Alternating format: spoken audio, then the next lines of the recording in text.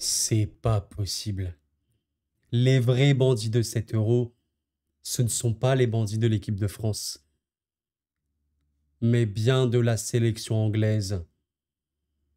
Ollie Watkins, 90e minute. L'Angleterre jouera une nouvelle finale de l'Euro. Mesdames, Messieurs, j'espère que vous allez bien. On va également évoquer l'équipe de France dans cette vidéo à 100%.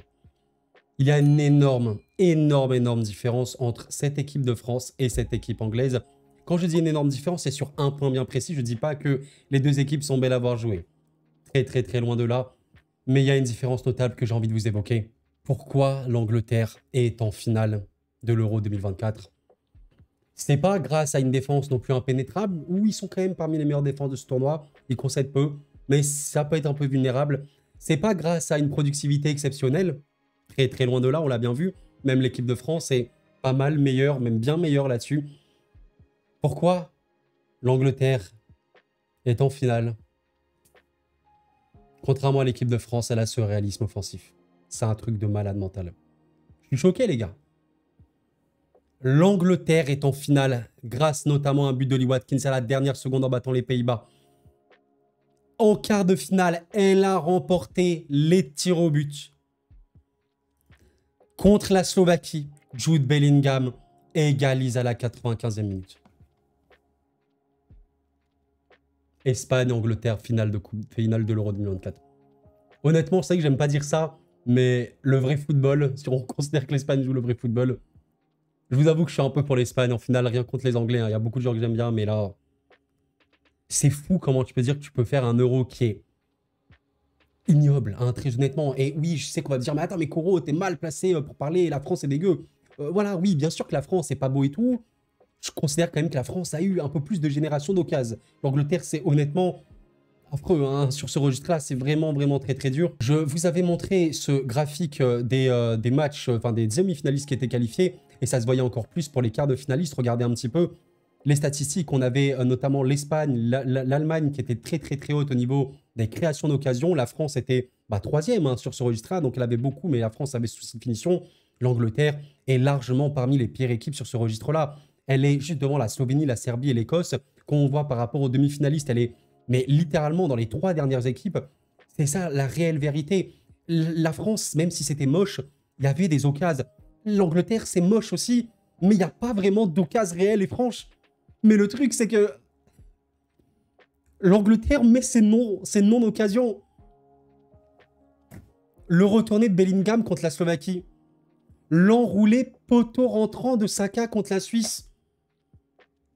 Le but venu comme ça de Watkins, petit filet opposé à la dernière minute contre les Pays-Bas. Ça a tout l'air d'être une équipe qui peut vraiment remporter cet Euro sur des moments comme ça. C'est Non mais c'est vous, en vrai, le football. Les gars, je vous jure, j'ai même plus envie de parler de football. J'ai plus envie de parler de football. C'est quoi le foot? C'est quoi le foot? La vérité, c'est quoi le foot, les gars? Mais comment tu peux voir des... Non mais vraiment, je suis désolé, hein, vraiment, pour ce débrief qui est un peu bizarre. Comment on peut comprendre le football? Le réalisme n'a jamais été aussi important. Tu peux, mais en toute bonne foi, mais regardons la sélection anglaise. Ce qui est assez dingue, c'est que, comment vous dire, la France a quand même eu des matchs où tu sentais que c'était impénétrable. Défensivement, c'était très fort. L'Angleterre, tu sens que c'est fort, mais il y a des moments où c'est voilà quoi. Ça a pris plusieurs buts hein, sur le tournoi, l'Angleterre et tout bon. Donc, ils ont une solidité défensive, c'est vrai, l'Angleterre qui n'est pas non plus impénétrable, mais globalement, si tu leur mets de la pression, ils sont très mal. C'est très laid. Bon, voilà, il y a des joueurs bon, qui n'ont pas de rôle. Hein. Je vais prendre notamment Jude Bellingham, qui certes, avec le retourné qu'il a fait contre la Slovaquie, il n'a pas de rôle. Hein. Il joue limite ailier en Angleterre. Bon, Foden peut être très ailier. Quand il a été remis axial, c'était mieux. Qualité individuelle. L'Angleterre est en finale parce qu'ils ont le réalisme. C'est un truc de malade. Ah, ce sport, les gars, ce sport, c'est un truc de fou. Bon, du coup, on a voilà, le tableau final complet. Hein. On a cette finale Espagne-Angleterre qui est très belle, en tout cas, sur le papier. Après, est-ce qu'elle le sera sur le terrain? Oui, je vous mens pas que je suis quand même pour l'Espagne, parce que l'Espagne a montré que elle était, je vais pas dire la seule équipe, mais en tout cas, l'équipe qui, oui, produisait le plus, tentait le plus, était pas parfaite du tout. Elle est assez imparfaite, cette Espagne-là, mais très belle, très séduisante, et qui gagnait. C'est une finale, et ouais, en finale, surtout contre cette Angleterre-là, je me demande si c'était pas le pire adversaire possible. C'est moche, mais ça passe. Ça passe parce qu'ils ont le réalisme, contrairement à la France, qui a été en demi-finale uniquement, ouais, vraiment, j'allais dire quasi uniquement, mais non, enfin, uniquement grâce à sa défense, à son gardien. L'Angleterre est en finale, ok, grâce à sa défense, mais aussi, surtout, parce qu'ils ont ce réalisme-là. À un moment, Bellingham, mais pas son retourné. L'Angleterre est éliminée en huitième de finale de l'Euro 2024. Et aujourd'hui, ils sont sur le point de la remporter. C'est vraiment, c'est un truc de malade. Hein. Vous savez, on parle souvent des résultats de l'Angleterre qui peuvent être décevants vu de la génération exceptionnelle qu'ils ont. Et en vrai, quand tu regardes les dernières années, ben, que ce soit en Coupe du Monde ou à l'Euro, bon, voilà, la Coupe du Monde, il y a quand même eu beaucoup de quart. Il y a eu, depuis l'arrivée de Southgate, je ne sais plus trop c'est quand, mais il y a eu quand même en 2018, demi-finale, ok, bon. 2022, quart de finale, tu es éliminé contre la France. À l'Euro, finaliste en 2020 où ils perdent au tir au but. Finaliste actuellement, est-ce qu'ils vont la gagner? C'est dingue quand même de se dire que bah, tu regardes depuis 2020, même depuis 2018, c'est demi-finale de Coupe du Monde, finale d'Euro, quart de finale de Coupe du Monde et actuellement finale d'Euro. Bah mine de rien, c'est des résultats probants. Après, j'ai envie de vous dire, on les attend là aussi. Mais ouais, ils ont le réalisme. À un moment, il faut leur donner ce crédit-là. Ce sera jamais la réalité du football. Le jeu, la tactique et tout, c'est vrai, tout ça, c'est vrai. Mais le réalisme, et bon, ben, ils l'ont. C'est vraiment, les gars, ça en dit long, je trouve, sur le football d'aujourd'hui. En vrai, ça a toujours été comme ça, mais dans un foot moderne où tout est extrêmement très tactique, voilà, ça peut être très laid, des matchs très ennuyeux. Vous savez, quand on voit le football de très haut niveau, notamment en Première Ligue. Je prends un exemple, Manchester City-Arsenal. C'est souvent des matchs incroyablement fermés. Il y a très peu d'opportunités réelles. Oui, on peut dormir hein, pendant ces matchs-là. On est un peu en mode, on ronfle, mais parce que c'est ultra contrôlé. Et à la fin, bah, qu'est-ce qui va faire pencher la balance? Ce but mis avec quasiment rien. C'est vraiment cette équipe anglaise-là.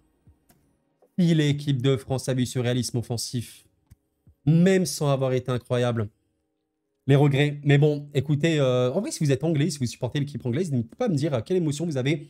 Bah, vous êtes en finale, hein, donc oui, c'est de l'émotion.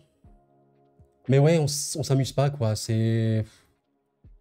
On s'amuse pas. Le football, il a changé, hein, comme disait un certain gars. Clairement, l'équipe qui produit le moins de ce tournoi, quoi. C'est une folie. En plus, en première, c'était plutôt pas mal. Hein. L'Angleterre en première, c'était plutôt pas mal sur ce match-là, mais ouais. Aussi les Pays-Bas qui ouvraient beaucoup de jeux. Ouais, bon, c'est dingue. Vous savez, ce qui est effrayant, c'est que avec 1,30 d'XG contre les Pays-Bas, sachant que, ouais, en fait, il y a le penalty de Kane qui est compté, c'est ça. Oh, c'est catastrophique. Le penalty de Kane est compté comme 1 XG, enfin 0,80. C'est dingue de dire que l'Angleterre, avec ce penalty, a seulement 1,30 XG. C'est gravissime. C'est-à-dire que si on enlève le péno de Kane, qui équivaut à, on va dire, 0,8, l'Angleterre a eu 0,5 XG. Donc 0,5 expected goals, but attendu contre les Pays-Bas. C'est effrayant, mais à un stade, on se rend vraiment pas compte. Hein. Contre la Slovaquie, c'était combien? C'était 1,52. C'était mieux, hein, quand même. Bon, après, le match allait en prolongation, hein, il faut le dire. Et la Slovaquie a eu plus d'occasions. C'est un truc de malade, quand même. Hein. Contre la Suisse, c'était très faible, hein, de mémoire. 0,65. Kane, il met un but. Enfin, Saka, il met un but de malade. C'est quoi le but de Saka? Regardez un petit peu ça, le réalisme de malade. Regardez à gauche de l'écran, s'il vous plaît. Le but de Saka ici, il est à 0,02 XG. C'est ridicule, c'est-à-dire que 1 XG, ça veut dire but, hein, clairement. 0,02 XG. Concrètement, ça veut dire que cette occasion, bah, c'est même pas une vraie... C'est pas une occasion de but, quoi. Le réalisme. Ce sport, ouais, on peut le lire de mille façons. Et en vrai, je me rends compte là, maintenant que je suis vraiment sur YouTube et j'essaie de parler de foot au mieux, de parler de plein de matchs. On a parlé de plein de matchs cette saison. J'avais cette réflexion-là avant, mais encore plus maintenant que je suis beaucoup plus les matchs. Le foot, en fait, il faut mettre tes occasions. Et il faut pas prendre de but. C'est une dinguerie, quoi. C'est une dinguerie. C'est fou de se dire que tu peux remporter une compétition. Moi, ce qui me rend malade, c'est un peu de se dire, tu peux gagner une compétition, c'est-à-dire que le trophée, il est dans ton armoire, même si tu produis rien, tu n'es même pas particulièrement impérial défensivement, c'est impossible de te mettre des buts, mais juste parce que tu as tes attaquants, tu as des joueurs de lumière, Bukayo, Jude, Watkins, et ben, une frappe, voilà, qui est très compliquée à mettre, mais ça marque. Voilà, c'est quoi le football moderne. Bon, en tout cas, ouais, je suis quand même content. Mon pronostic est passé, mais ce match-là, encore une fois, très laid. Hein. Honnêtement, comment vous voyez cette Espagne-Angleterre? On fera évidemment une vidéo analyse et tout, on parlera de ce match-là. J'ai peur que ce soit encore un match très laid, je pense, sincèrement, si on est honnête. Angleterre-Serbie, Angleterre-Danemark, Angleterre-Slovénie, oulala, lui il était dur, Angleterre-Slovaquie, Angleterre-Suisse et Angleterre-Pays-Bas. Ces 6 matchs-là sont clairement parmi les matchs les plus ennuyeux de cet Euro. Et à chaque fois, il y a l'Angleterre dedans. On espère que la finale sera un peu moins ennuyante, mais ouais, j'ai pas beaucoup d'espoir honnêtement. Je vous avoue que je serai pour l'Espagne quand même. Très belle équipe, hein. Elle nous a montré un très beau football sur toute la compétition contre l'équipe de France. Elle a maîtrisé son sujet du début à la fin presque. Bon, ce sera beau, mais ouais, clairement, ça peut totalement se passer. L'Angleterre peut gagner 7 euros. Le réalisme, il a été ici côté espagnol contre l'équipe de France, mais factuellement, et si on est honnête, l'Espagne mérite à 2000% sa qualif. Il n'y a pas de problème. Mais quand tu vois le but de Lamine Yamal notamment, c'est pas une occasion, c'est une frappe à 25 mètres, et ben ça marque le réalisme. L'Espagne a eu ce réalisme-là aussi. Et attention, on a bien vu que l'équipe avec le réalisme le plus important, c'était cette équipe anglaise qui, avec littéralement rien, met des buts et va en finale. Donc, ouais, ça fait peur. Je pense que parmi tous les matchs de l'Espagne, je vais pas dire que c'est le match où ils vont le plus galérer non plus, parce qu'ils vont mettre une pression de fou, et en vrai, l'Angleterre sous pression, c'est compliqué. Mais je peux me dire que c'est peut-être ouais, le match où, bah, s'ils ont ce souci de réalisme, je pense que l'Angleterre l'aura encore une fois. Je pense vraiment que l'Angleterre va marquer avec rien du tout. Ce sport me rend malade. Je vous avoue que Gareth Southgate, il me fait délirer. On l'appelle le Deschamps anglais dans le milieu. C'est un truc de fou. Franchement, ce sport est vraiment... Vous me dites ça si vous vous ressentez comme moi. C'est plus une réaction qu'un débrief du match, vous l'avez compris, mais c'est fascinant ce sport. Je vous jure, c'est tellement pas comme ça dans les autres sports. Enfin, je sais pas, après, je suis pas non plus à mort tous les autres sports, mais... Oui, c'est vrai que les détails, ça se voit aussi dans les autres sports. Je suis pas mal au tennis, et en vrai, quand tu vois le tennis, à la fin des matchs, bah, ça joue à quasiment rien, hein. C'est des détails ultimes. Mais ouais, les détails du football... En fait, ce qui est dingue, c'est de se dire que dans le foot, tu peux jouer mal, tu peux être moche, je veux dire, surtout être très très moche, et gagner. Voilà. C'est le talent, le but venu de nulle part, et voilà. C'est dingue. Bon, les amis, c'est la fin de cette très courte réaction, plutôt un peu humoristique cette vidéo. L'Angleterre est en finale. Votre avis un peu là-dessus. Est-ce que vous avez apprécié cet euro dans l'ensemble? On fera, je pense, une vidéo pour débrief. Et ce fut un euro assez spécial. Bon, en tout cas, n'hésitez pas à laisser un petit like avant de quitter la vidéo. Je vous remercie infiniment. Ça m'aide énormément. L'euro, je trouve qu'il a super bien commencé. Vous savez, j'ai aussi suivi la CAN cette année. Très, très, très belle CAN. Hein. Du début à la fin, c'était plutôt exceptionnel. Bon, c'était une CAN assez légendaire. Peut-être la meilleure CAN qui n'a jamais eu lieu. Cet euro avait très bien commencé, hein, mais peut-être que le souci du foot européen qu'il peut y avoir, c'est des matchs bah, ouais, ultra contrôlés, calculés, ultra tactiques et très fermés, voilà. Ouais, c'est peut-être aussi ça, c'est du très haut niveau. On prend le moins de risques possible et on voit comment ça se passe, et ouais. Le football pratique son jeu, voilà.